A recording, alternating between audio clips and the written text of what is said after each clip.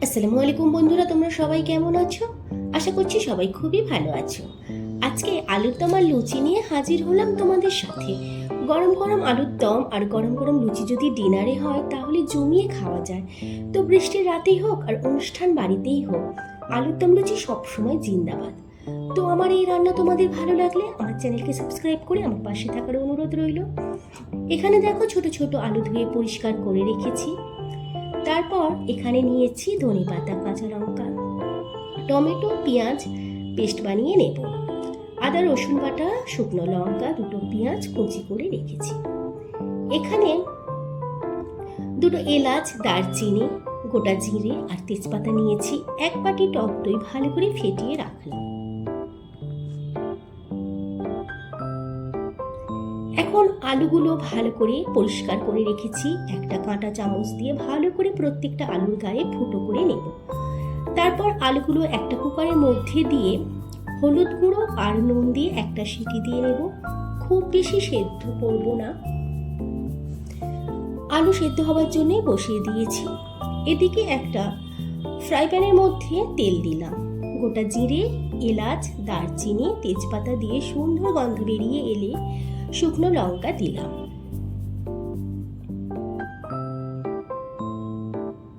শুকনো লঙ্কা একটু নাড়াচাড়া করে নিলাম। এবার পেঁয়াজ কুচি দিলাম।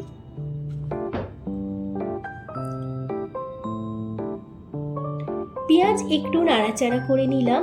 এক চামচ নুন দিলাম, তাহলে পেঁয়াজ তাড়াতাড়ি নরম হয়ে যাবে।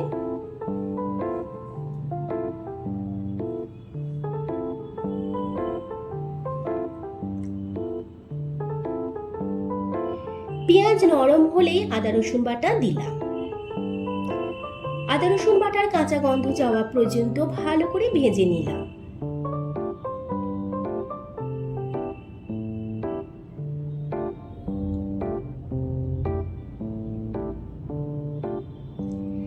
এখন টমেটো, পেঁয়াজ, কাঁচা লঙ্কা বাটা দিলাম।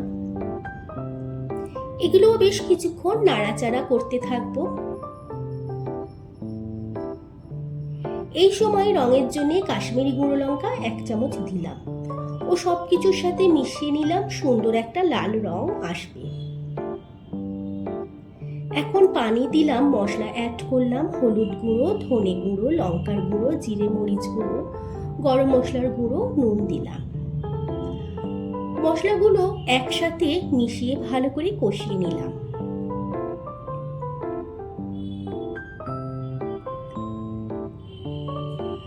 মশলা বেশ ভালো মতন কষানো হয়ে এলে ফেটিয়ে রাখা টক দই দিলাম।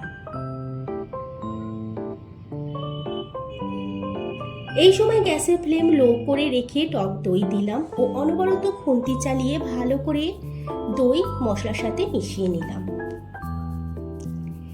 শীতকালে ছোট ছোট আলু দম খেতেই ভালো লাগে, কিন্তু বাজারে দেখে লোক কি সামলানো যায়?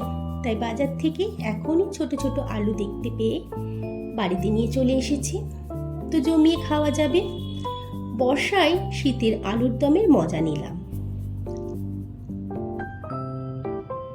এদিকে আলু দেখো 80% সিদ্ধ করে রেখেছি।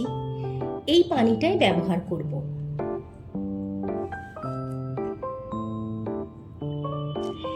এখন মশলা কষানো হয়েছে। এখানে মশলা খুব ভালো করে কষানো হয়েছে, তেলও ছাড়তে শুরু করেছে।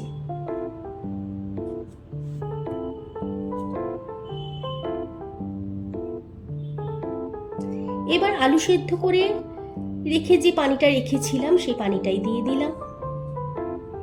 পানি দিয়ে ঢাকা দিয়ে মশলা 5 মিনিট ফুটিয়ে নেব।